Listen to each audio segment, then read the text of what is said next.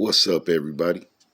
This today's edition of Morning Breath. I'd like to speak on yesterday's action, man. I usually don't like to do a recap of the whole NFL until Tuesday, but today I'm gonna do well. I'm not gonna do a recap of the whole NFL, but I am gonna talk about my Bears. And I'm gonna talk about my Bears and how they looked yesterday. We're 2-0, 2-0, 2-0. So I guess that's a good thing. That's a good thing. Probably the most unimpressive 2-0 team right now in the league. Maybe, you know, we haven't really we've done enough to win games, done enough to win the games. Which we got to applaud. We got to applaud the fact that we are doing what it takes to win these games against teams that we probably should win, against games in games that we probably should win, but we've looked a little inconsistent, and really the only places that we've looked inconsistent are two very important places for us to continue, and that would be we have a very, very, very passive defensive coordinator, very passive, and I just want to say it's really disheartening seeing the talent that we have on defense lose so many chess matches. We lose so many chess matches to just bad defensive play calling. 3rd and 12, 4th and 5, 3rd and 7, 3rd and 9. We give them up. We give them up because we refuse to. The man refuses to send multiple blitzes. You see one blitz every 3 or 4 possessions. And this is crazy. I mean, come on, you got to take chances. But at the same time, it may be the reason why we won these last 2 games.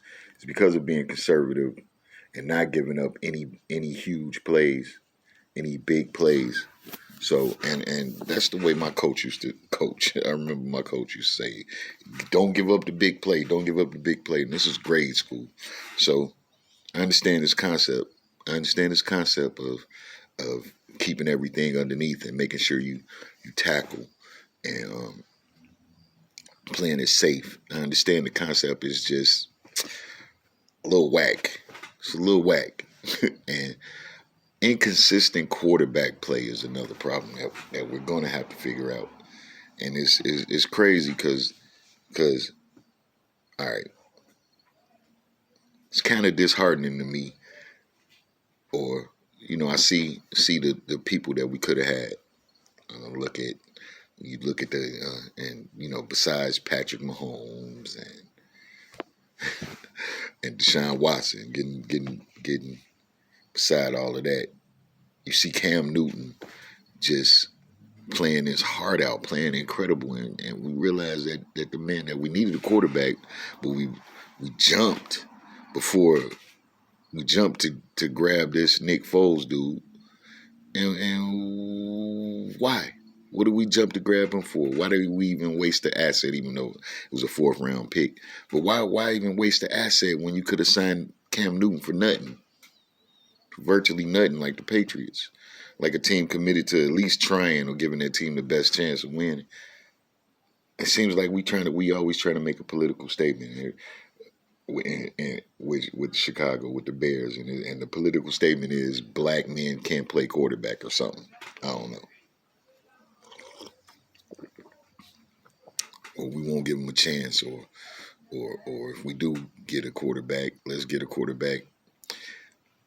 I don't know. I just sometimes it's disheartening because I think about all what a young black superhero could have been in Chicago, a real life, superhero. What he could have meant to the city of Chicago, to the boys that's running around,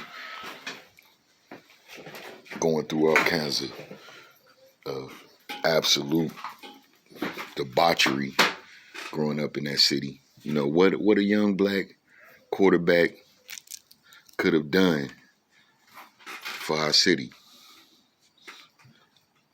It's a little disheartening. But getting back to that and not getting off subject, let's recap the Bears game. Okay. Offensive line still looking very good. Offensive line is looking good. I love the way they solidified that line. Cody Whitehair got beaten to play early for a sack.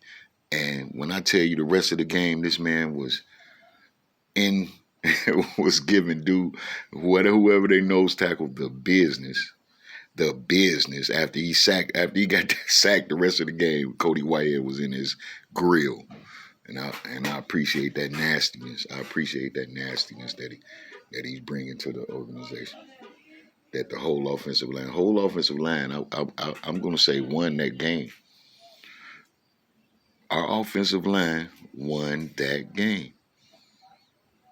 Feedy, Massey made a huge play, huge play, catching a first down off a deflected, horrible Mitch Trubisky pass. I know everybody saw that. And like I said, the offensive line won the game. Now moving forward, I don't think we're going to be able to sustain any type of success unless we figure that problem, this inconsistency out. Everybody remember when we had Rex Grossman, that bad Rex, good Rex.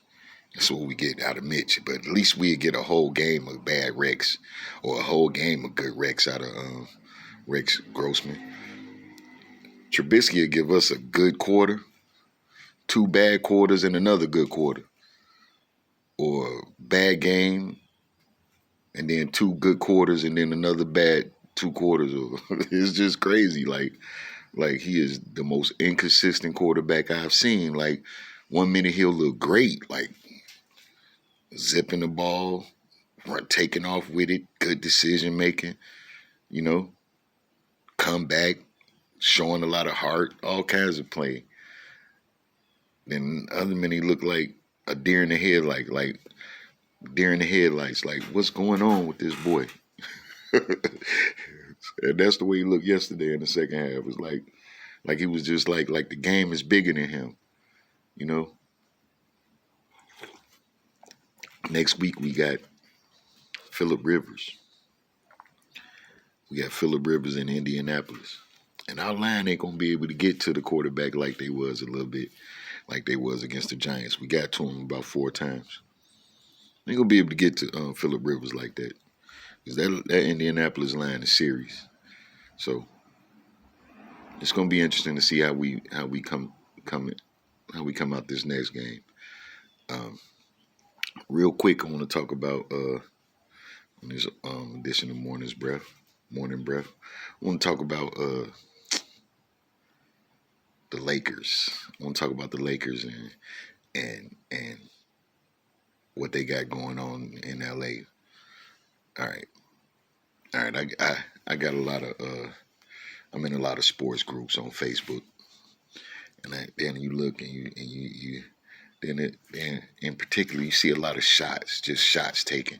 Like we know LeBron is what he is. He's done what he's done in the league, but you always see cats take a shot like, hey, he couldn't do what he's doing without LBJ. I mean, without AD. Look at AD. AD won the game. He's the statistical leader in 13 categories and this, that, and the other. Yeah, it's time to start giving LeBron the props he deserved, bro. Like from everybody. Come on, man. If you love sports and you like basketball and you appreciate basketball, to look at this man and what he's accomplished and what he still is accomplishing, and not give him the accolades, or at least watch what you're saying, it's kind of ridiculous to me. It comes off like you're doing a little bit some kind of clout chasing. Like, hey, if I say LeBron is whack, then people will pay attention to me and look at what kind of insight that I have if I point out the mistakes or flaws in his game, or flaws in his personality, or flaws in things. Man, come on, man. Y'all need to cool out and just appreciate the man while he here. You know what I'm saying? Appreciate seeing what you seeing. He's rare. He's rare,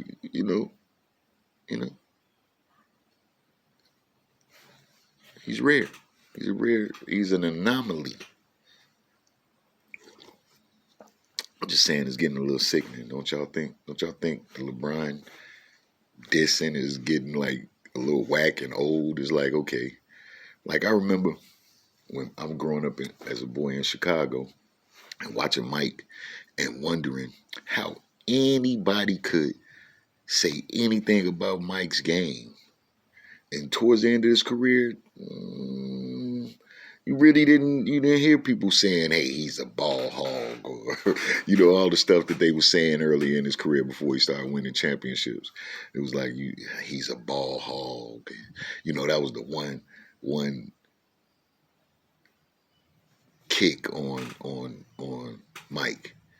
That was the one thing on Mike. Then I remember Mike had a season where they put him at point guard, where Doug Collins put him in point guard, and he was like second in the league in assists or third in the league in assists, and that narrative went away. And then after a while, it was like, okay, you can't say nothing about the man. It was just like, he's great, and if you can't stop him, you can't stop him. He's the greatest.